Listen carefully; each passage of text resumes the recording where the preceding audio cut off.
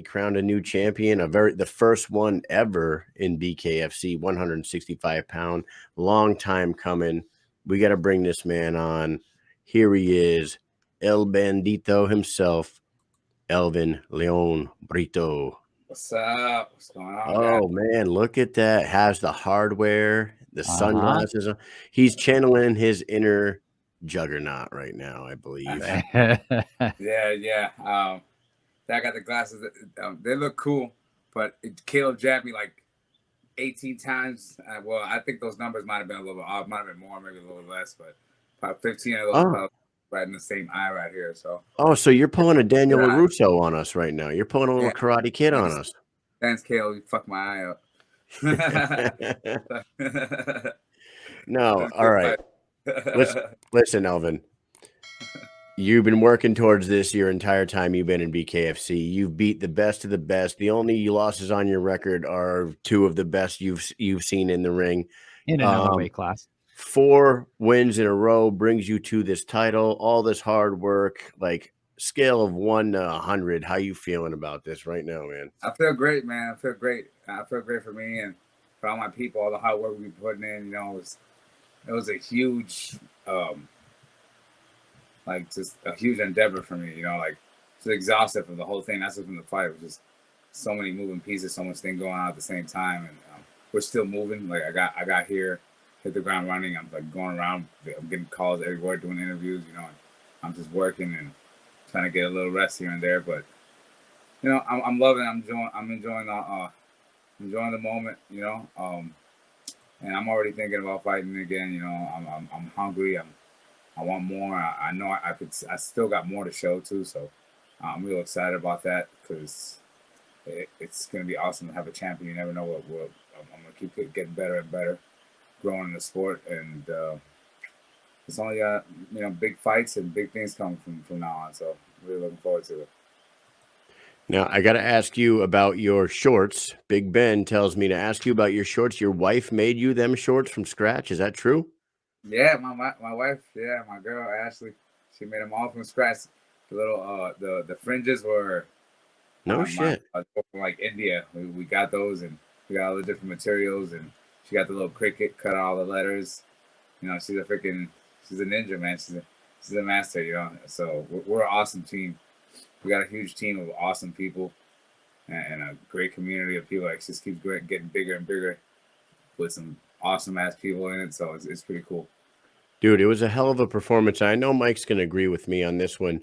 You went out there, you looked better than ever. I don't know if you felt like you looked better than ever, but I thought you did. You were, dude, hitting him with combinations like out of nowhere, body, head, body, multiple shots to the body all fight long. I thought you won that fight unanimously, and I know that Mike might have felt the same way too. Yeah. Everybody knows.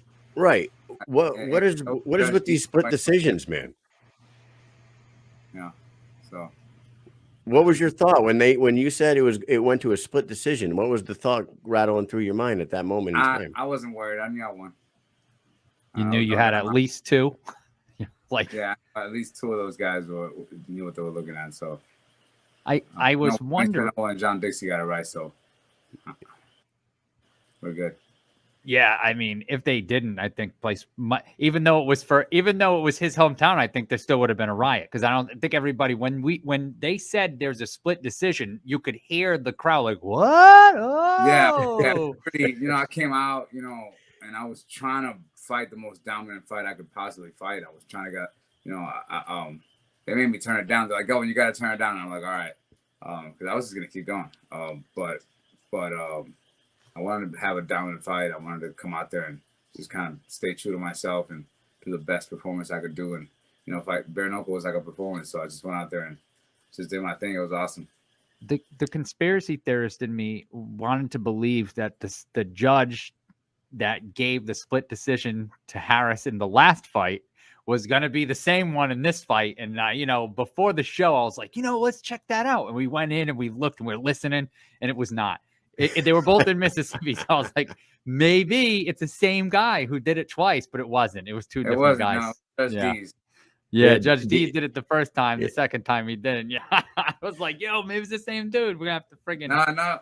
No, Throw him under the bus. Dees gave the first fight to Elvin. He gave the second one to Right. Caleb.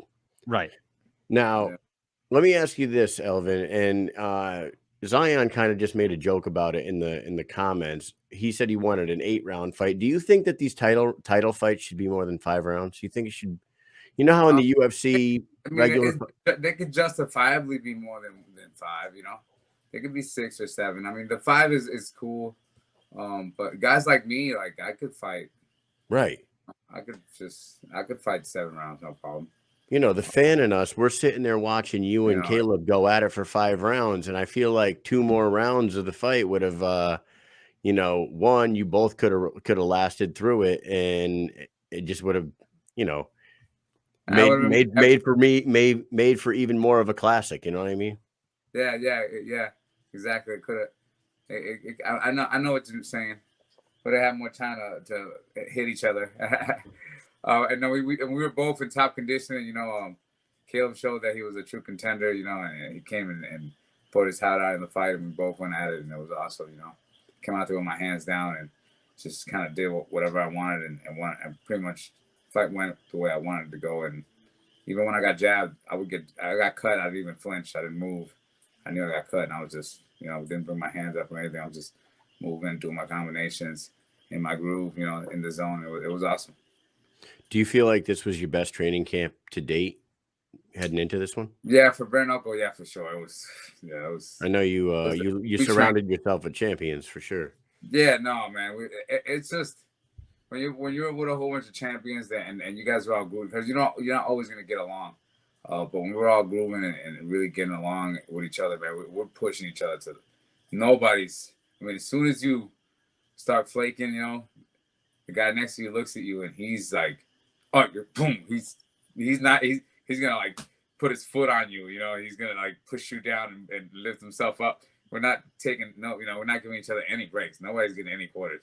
You know, so absolutely, it was awesome. You know, we were out here getting it, and we got the best out of each other. These guys definitely got the best out of me. And it was awesome just having everybody in my corner, and I was like talking to a whole bunch of people in the crowd and everything when it's in corners. You know, I was talking about being in the moment, so I was just there. I didn't gas. We could have just, you know, it was a classic Elvin. It was just, you know, a championship. It was great. It was great. Now from here, the only damage you took was your eye. Everything else? Yeah, it was literally just a freaking eye. He hit me so many times, right in the same spot. Like every picture there is him like punching me in the eye. Like, and it's not the same. It's not the same punch either. There's like different punches. But I didn't have to take those jabs. You know, you guys know me. Like I could have fought the same way I fought the first time, a little more aggressive, and I could have played it safe. But like I didn't want to play it safe. And I'm a bare knuckle fighter. Like I'll scrap. I could dog it out, and that was definitely, that fight went the way it should have went. You know. You wanted to take some to give a little more this time. Yeah. It was. You see, I would get jabbed in the face, and I'd be like, boom. You know, it's just, all right, you got me. That's cool. Oh, man.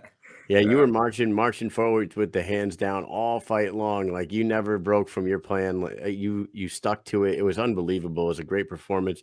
Now, what I want to ask you here is, you have fought him twice now. You have won both times. Does a third fight make sense, or are you looking at like maybe this Jim Ehlers and Connor Turney fight coming up, or maybe Joe Elmore or someone like that? Well, I wouldn't be surprised if me and Caleb ever fought again. But if we fight, we gotta be like Knucklemania and shit, like main event or some shit, or you know, we gotta get paid, because you know it's already like it's third fight. It's gonna be like a classic thing. So if we're gonna do it, it's gotta be big, and they gotta do us right if we're gonna do it. So we pour our hearts out there, and we already know each other. It's different when you don't know each other, but that's not. I'm not really thinking about fighting Caleb again right now. And I know. I mean, he's young. He's 26. He's gonna be around for a long time. Mm-hmm. And I know he's a, you know, like he's not, championship is a mindset, and yeah, he's not BKFC champion, but that doesn't mean you're not a champion at heart, and you work your ass off and shit. So it was we got fight at night because he was out there getting it. Even no matter how much I put it on him, he was in there the whole time, throwing it back, putting his thing, doing his thing, showing his improvement, slanging that jab out there. You know, it was good. You talk about how Awesome. he's a champion at heart, and he's a good guy, and all that, and you can tell because after the fight, when you were giving your speech, the crowd was, I don't know, I didn't really see this on the after the fight, like watching it on TV, but I saw the video of him yelling at the crowd. He was yelling at the crowd for them to stop, like trying to, Shows the kind of person that Caleb is. Yeah. Right. Yeah. Who does that? I think it was good. I think it's gonna be a bare knuckle classic, that one, because it's really the spirit of bare knuckle. And we're out there, high level. A lot of people see me fight, and they just don't get it. You know, they just don't have the. There's a difference between intelligence and just intellect, and a lot of people just don't get it. But the people that do get it, they love the way I fight. And I went out there and I did a great job. I think Caleb, he showed a whole bunch of improvement. His jab was fast. I expected his jab to be fast, but I didn't expect it to be so damn fast. But it was he good. looked good. Yeah, he looked good. He did great. He also had that Island Boy haircut going too. Yeah, no, you know, he's gonna be in the sport for a long time, and we're pioneers in sport. So, I'm like a, you know, if I'm a go, he's still, still growing up. You know, he's a kid. He's got his whole career in front of him, and I'm sure he's gonna be champion one day. I'm not. Like I said, I don't look past anybody, and every fight I build me up the next one, and everybody. Oh. Let's see who gets. We lost you for a second, Elvin. It wouldn't be an Elvin Brito interview if it didn't chop up at one point, right? This is this is par for the course. He's living on beautiful in a we beautiful lost you area for a good 20 seconds there, man. Messed up. Yeah, it's all right, man. Course. Of course. So, like I said, it wouldn't be there a problem. Come on. Yeah. Come on. You're back. You're back. It's cool. It's cool. Hey, he's gonna pop out. He's gonna come back. His reaction was pretty funny because this is the third time, right? This is the third Every time we interview him, his internet like just craps out at some point in every single interview we ever do with him. I mean, I just feel like that's part of just living in that area. It's so nice, you know, just like genuinely, like you look around, you're like, wow, look, it's so peaceful, so nice. And then someone put internet over there, you know what I mean? And the island's just going, no. At some point, you're just back to the island, you know? Here he is. Let's That's bring all him the back. internet shit. Let's bring him back. Are we live? Yeah, you're here. You're here, man. This is fucking doing it live. And I don't have any Wi-Fi. I usually got a Wi-Fi hotspot, but I've been doing so many damn interviews. I didn't save anything for you guys. I'm sorry. I got you next time. Cool. I got you. It's cool, fine. But we weren't going to keep you much longer anyway. We wanted to just ask you what is next for you. Are you interested in a Joe Elmore fight? Are you interested in a winner of the Jim Ehlers and Connor Tierney fight? Are you having your eye on something? I'll let anybody fight.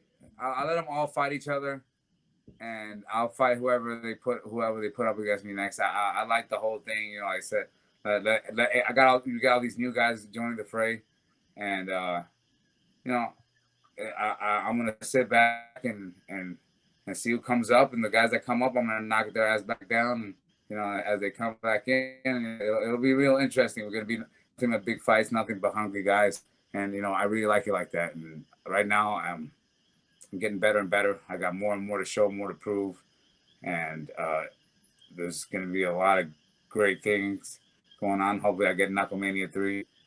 So, what's up? There you go, man. Well, we're super happy for you, man.